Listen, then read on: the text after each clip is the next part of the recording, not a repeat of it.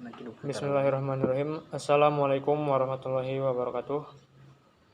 Alhamdulillahirabbil alamin. Assalatu wassalamu ala asrofil anbiya'i wal mursalin wa ala alihi wa sahbihi ajmain. Amma ba'du. Pertama-tama, marilah kita panjatkan puji beserta syukur kita atas kehadiran Allah Subhanahu wa taala yang mana telah memberikan kita kesehatan dan kesempatan. Selanjutnya tidak lupa-lupanya kita sampaikan selawat kita kepada baginda Nabi besar Muhammad Rasulullah SAW yang berdoa, Allahumma sholli ala Muhammad wa ala ali Muhammad. Di sini saya Rehan Rengga dengan NIM 2521121 akan memberikan materi tentang sistem basis data. Materi-materi yang akan saya bahas pada kali ini adalah konsep umum dari basis data, konsep umum dari sistem basis data, konsep umum dari DBMS, konsep umum dari ERD dan normalisasi, dan terakhir konsep umum dari SQL. Sebelumnya kita harus tahu apa itu database atau basis data. Database atau basis data berkaitan dengan media penyimpanan. Jika dilihat dari sejarahnya, media penyimpanan yang pertama dikali digunakan adalah media penyimpanan konvensional. Sifatnya bersifat soft copy, hard copy, contohnya seperti buku. Kemudian beralih ke media penyimpanan digital yang bersifat soft copy, contohnya media penyimpanan elektronik seperti SD card, flash disk, CD, dan lain-lain. Kemudian kita masuk ke definisi database. Database atau basis data adalah kumpulan file-file yang mempunyai kaitan antara satu file dengan file lain sehingga membentuk suatu bangunan data untuk menginformasikan suatu perusahaan atau instansi dalam batasan tertentu. Kumpulan file, tabel, atau arsip yang saling berhubungan yang disimpan dalam media penyimpanan elektronis. Adapun hierarki atau urutan dari data yaitu database, file, record, file atau atribut, byte dan karakter, kemudian bit. Berikut adalah istilah-istilah dalam database. Beberapa hal yang termasuk unsur-unsur dari basis data sebagai berikut. Pertama, file. File bisa berupa orang, tempat, kejadian, atau konsep informasi yang direkam. Contohnya kita ambil pada bidang kesehatan. Entitinya adalah pasien, dokter, kamar. Dalam hierarki database, entitas disebut juga dengan record. Record adalah kumpulan isi elemen data atau atribut yang saling berhubungan menginformasikan tentang suatu entiti secara lengkap. Contohnya, kumpulan atribut NIP, nama, dan alamat. Selanjutnya, file. Setiap entiti mempunyai atribut atau sebutan untuk mewakili suatu entiti.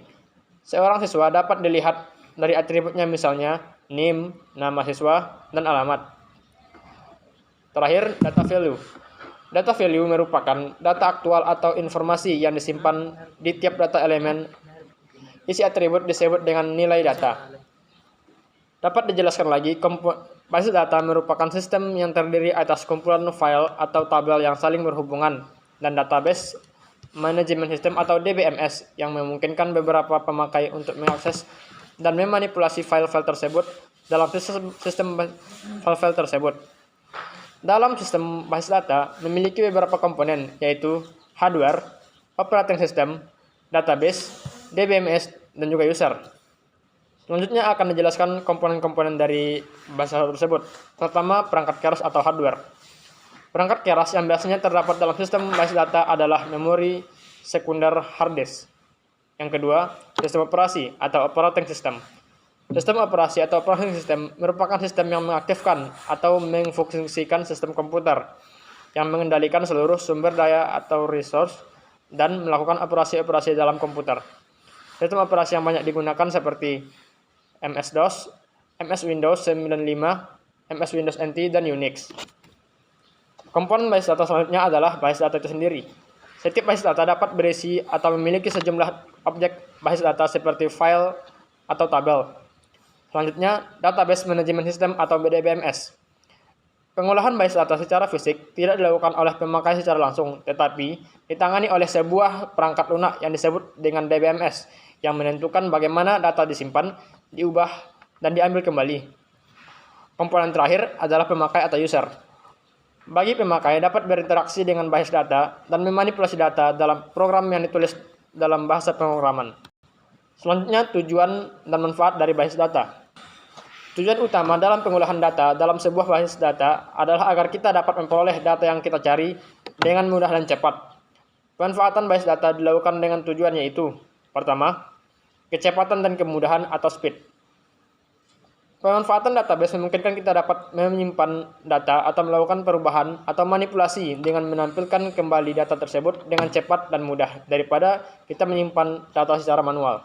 Kedua, efisiensi ruang penyimpanan atau space.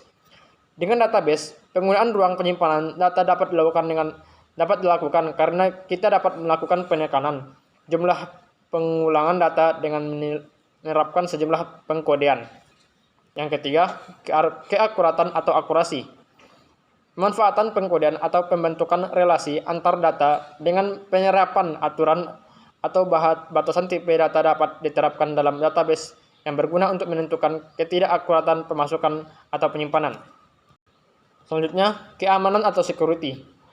Dalam sejumlah sistem atau aplikasi, pengolahan database tidak menerapkan aspek keamanan dalam penggunaan database. Tetapi, untuk sistem yang besar dan serius, aspek keamanan juga dapat diterapkan. Dengan begitu, kita dapat menentukan siapa yang boleh menggunakan database dan menentukan jenis operasi-operasi apa yang saja yang diperbolehkan. Selanjutnya, terpeliharanya keselarasan data atau konsisten. Apabila ada perubahan data pada aplikasi yang berbeda, maka secara otomatis perubahan itu berlaku untuk keseluruhan. Selanjutnya, data dapat dipakai secara bersamaan atau shared. Data dapat dipakai secara bersama-sama oleh beberapa program aplikasi secara batch maupun online pada saat bersamaan.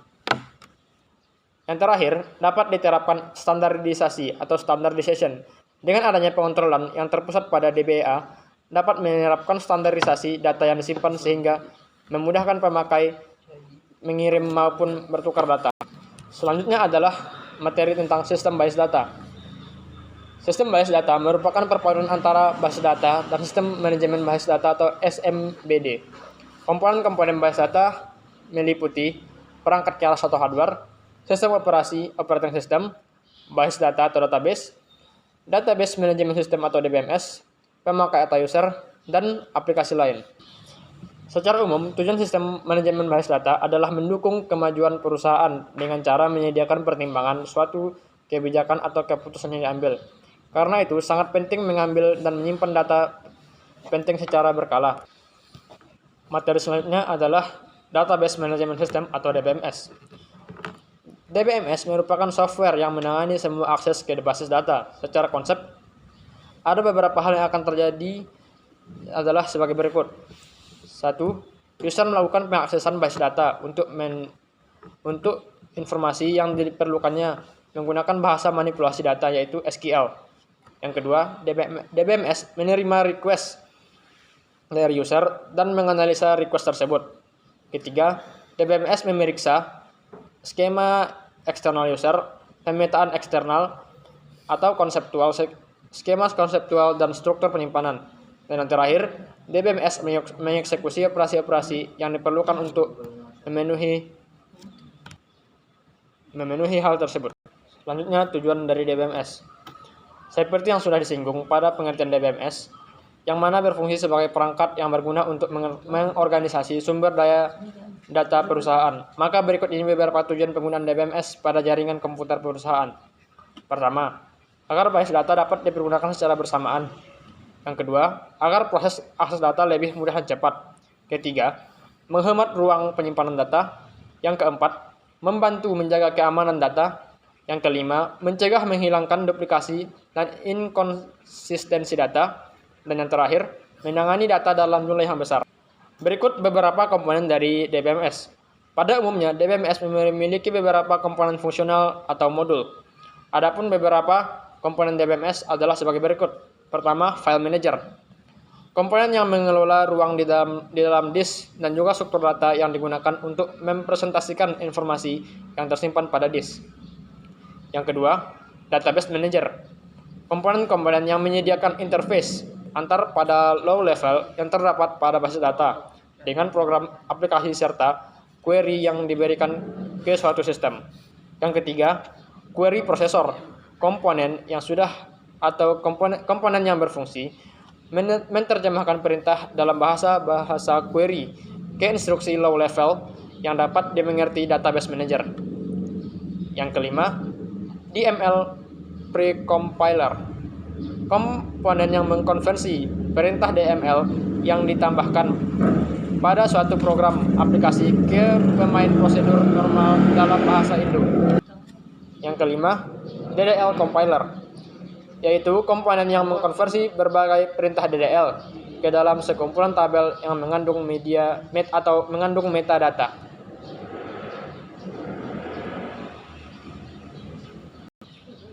Database Management System atau DBMS juga memiliki sejumlah manfaat bagi pemakainya. Fungsinya yakni melakukan pengorganisasian terhadap sumber data perusahaan. Dengan begitu, dapat terstruktur secara baik dan konsisten. Lantas, apa sajakah itu? Pertama, base data dalam jaringan DBMS dapat terpakai secara bersamaan. Manfaat pertama adalah jaringan dalam base data bisa dipakai secara bersamaan. Hal ini akan lebih menghemat tempat penyimpanannya karena tidak memerlukan banyak tempat ketika bisa digunakan bersama. Yang kedua, proses akses DBMS dapat terlaksana dengan mudah dan cepat. Selanjutnya, yakni proses pengalihan data bisa dengan mudah dan cepat untuk terlaksana.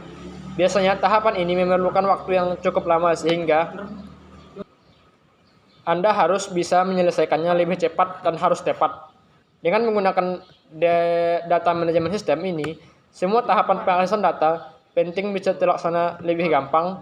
Tidak hanya mudah, pengguna pun bisa menggunakan dan mengaksesnya bersamaan dalam waktu bersamaan. Selanjutnya, menghemat ruang penyimpanan DBMS. Database sistem dapat penggunanya gunakan secara bersamaan. Memori penyimpanannya juga besar juga menjadi salah satu dari keunggulan manajemen sistem ini. DBMS pun memiliki kemampuan sendiri untuk memperbaiki integritas data.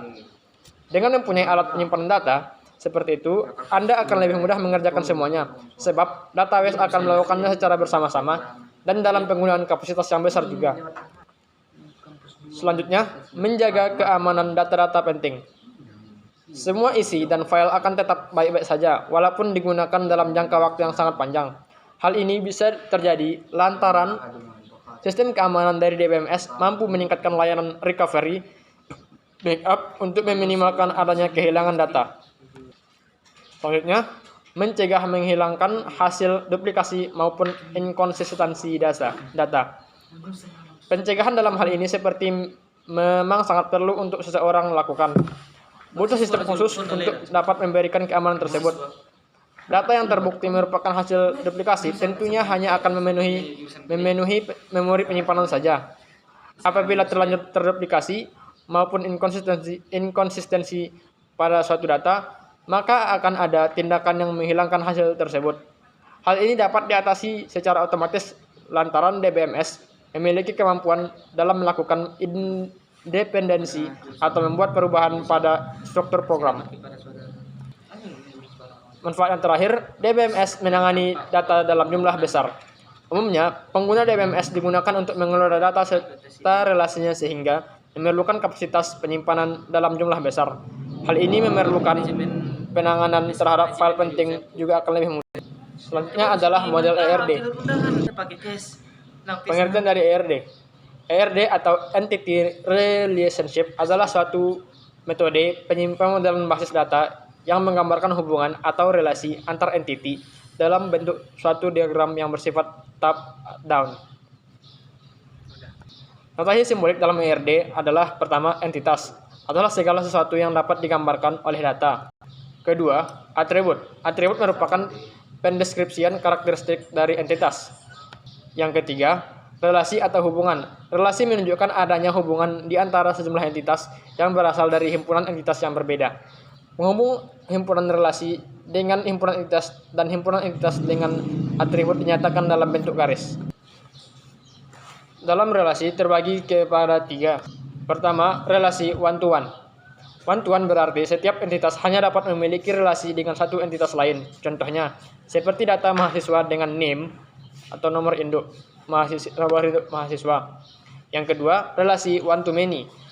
One-to-many memiliki arti satu entitas dapat memiliki relasi dengan beberapa entitas. Begitu pula sebaliknya. Contoh dari implementasi one-to-many ini adalah jurusan dengan mahasiswanya. Selanjutnya adalah relasi many-to-many. Many-to-many memiliki arti setiap entitas yang ada dapat memiliki relasi dengan entitas lain. Begitu pula sebaliknya. Contohnya dari relasi ini adalah mahasiswa dengan data yang terkait UKM atau unit kegiatan mahasiswa.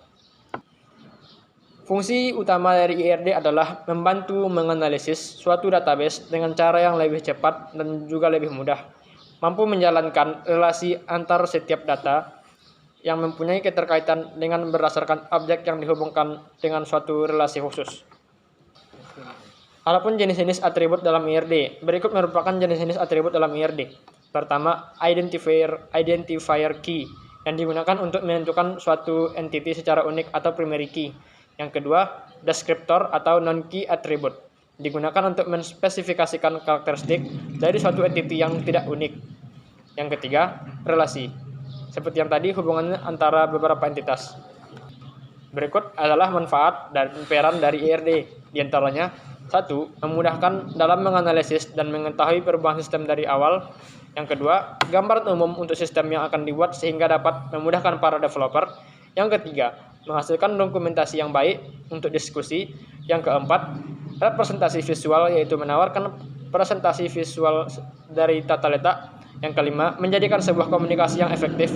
Yang keenam, fleksibilitas tinggi. Dan yang ketujuh, IRD memodelkan struktur data dan hubungan antar data yang digambarkan menggunakan beberapa notasi dan simbol. Materi selanjutnya adalah normalisasi. Pengertian dari normalisasi adalah proses untuk mengubah suatu relasi yang memiliki masalah tertentu ke dalam dua buah relasi atau lebih yang tidak memiliki masalah tersebut. Masalah yang dimaksud sering disebut dengan istilah anomali.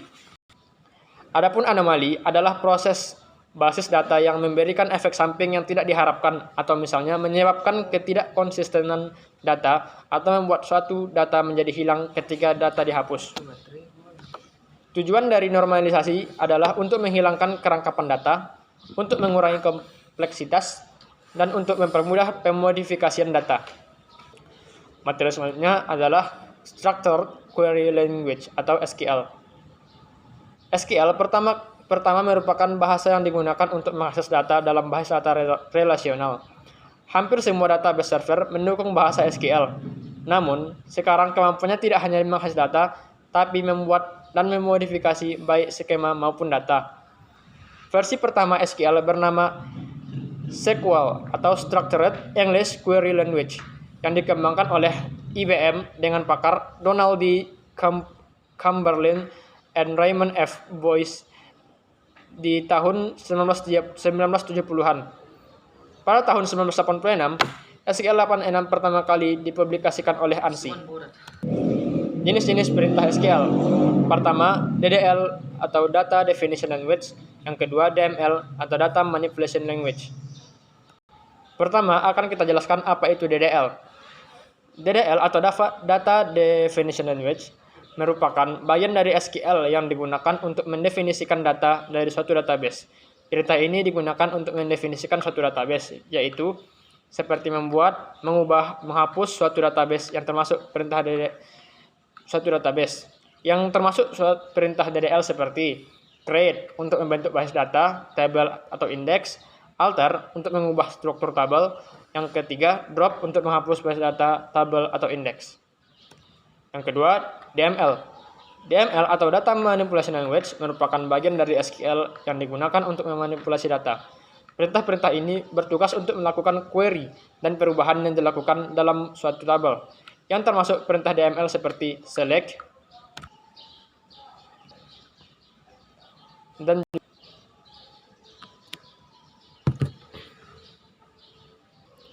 baiklah, sekianlah hasil materi yang dapat saya jelaskan. Salah dan janggal mohon maafkan. Assalamualaikum warahmatullahi wabarakatuh.